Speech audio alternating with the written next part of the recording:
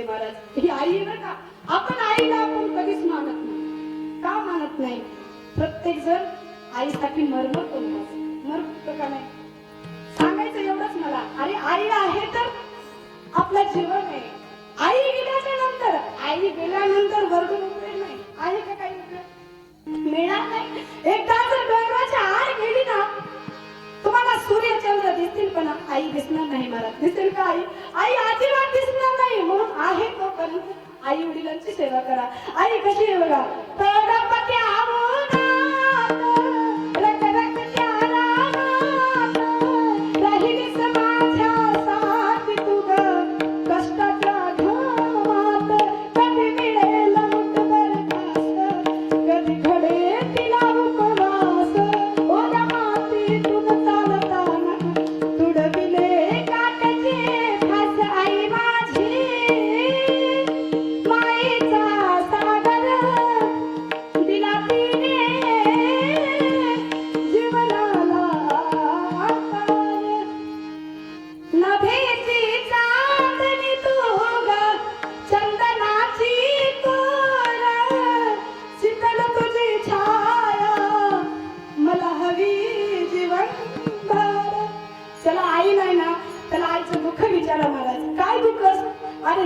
आपल्याला आपण कुठलं जरी कार्य केलं आणि कार्य केल्यानंतर कुणी जरी शाबासकी दिली ना तर त्या शाबासकीला अर्थ नाही महाराज.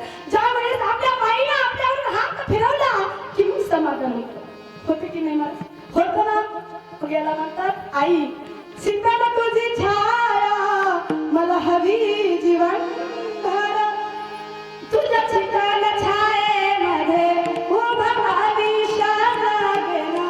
आई रे बापासी मी गगन आई तुला मी मागेला. आई माझी मायेचा सागर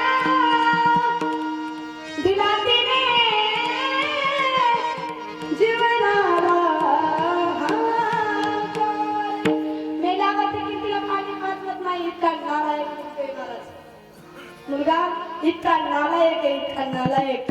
अरे ज्याने तुम्हाला लहानाचं मोठं केलं, 9 दिवस 9 महिने या पोटामध्ये या उदरामध्ये वाढवलं आणि बायको आल्याच्या नंतर तिला घराच्या बाहेर काढतोय, असा पुत्र जन्माला देवाला मागूच नका महाराज. काय देवाला मागू नका. मागायचं तर एवढं मागा. अरे मला 10 जरी मुली दिल्यास तर हरकत नाही देवा. काय मला 10 जरी मुली दिल्या तर हरकत नाही, पण त्यात एक जर मुलगा असेल तो कसा असला पाहिजे? चांगला असला पाहिजे तर मला मुलगा दे, नाहीतर अजिबात मुलगा देऊ नको. काय अजिबात मुलगा देऊ नको. या मुलावानी आई वडिलांचं इतकं वाटोळ केलंय, इतकं वाटोळ केलंय. हात वरून लहान एवढे असताना लहानपणापासून मोठे होईपर्यंत त्यांना लेकरं होईपर्यंत ते समजून सांगतात, बाळा असं नाही, बाळा असं नाही, असं नाही तर असं. ते कधीच ऐकणार. तुम्ही कोण मला सांगणार? काय तुम्ही कोण आहेत मला सांगणार आहे? मला अजिबात काही सांगायचं नाही. मायबापाच्या शब्दाचं पालन करत नाहीत हे मुलं नाहीत महाराज. काय हे मुलं नाहीत. आणि आई गेल्यानंतर म्हणतो आई मारू नका ग. काय उपयोग आहे का? आहे अरे ज्यावेळेस मरतो ना त्यांची एकच इच्छा असते, मुलांनी काय करावं, मेल्यानंतर पाणी पाजवावं. काय पाणी पाजवावं असं त्या आई वडिलांची इच्छा असते. मुलगी पाजू शकत नाही का? पाजू शकते महाराज, पण अधिकार त्याला आहे ना. काय अधिकार त्याला आहे म्हणून त्या अधिकाराचं पालन त्या मुलाने केलं पाहिजे महाराज. बघा आई मरते तर शेवटाला धावून येत नाही. येत नाही. सांगतो मी तुझ्यासाठी जीवनाला दिले रे बाळा, तुने नाही पाणी मागिले.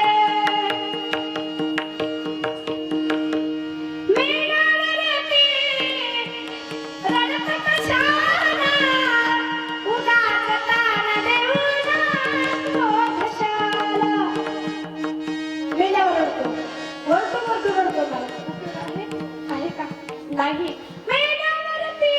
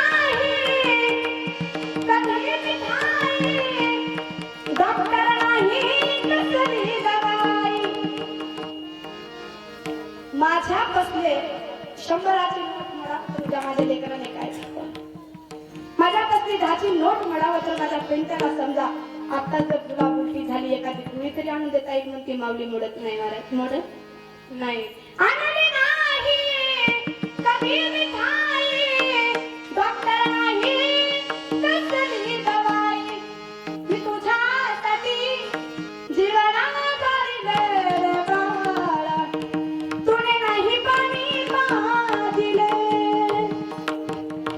आई जीवन आहे तोपर्यंत त्यांची सेवा करा जिंदगी एक घिरा एका घर है एक ना एक दिन बदलना पड़ेगा मौत जब तुझे को आवाज दे की घराच्या बाहेर जाना पड़ेगा महाराज एक ना एक दिवस आपल्याला जायचंय म्हणून त्या आई वडील जोपर्यंत आहे तोपर्यंत त्या आई वडिलांची सेवा करा त्यांना कधी वाईट शब्दाने दुखू नका त्यांना कधी वाईट म्हणू नका अरे तरी लहानाचं मोठं करून तुम्हाला वाढवतात आणि परत त्यांना तुम्ही लाता घालून घराच्या बाहेर काढतात वृद्धाश्रम एवढे मोठे झाले महाराज आई बाप किती वृद्धाश्रमामध्ये आहेत की नाही म्हणजे वृद्धाश्रमामध्ये जाण्यासाठी तुम्हाला आई वडिलांनी जन्म दिला का नाही महाराज तुम्ही आई वडील एवढीच अपेक्षा असते माझ्या मुलानं काहीतरी बनवून दाखवावं माझ्या मुलानं काहीतरी नाव लौकिक करावं एवढं आई वडिलांची इच्छा असते मग आई वडिलांच्या इच्छेनुसार तुम्ही जाऊ नका आणि तसेच माझे बराच वेळ घेतलाय मी तुमचा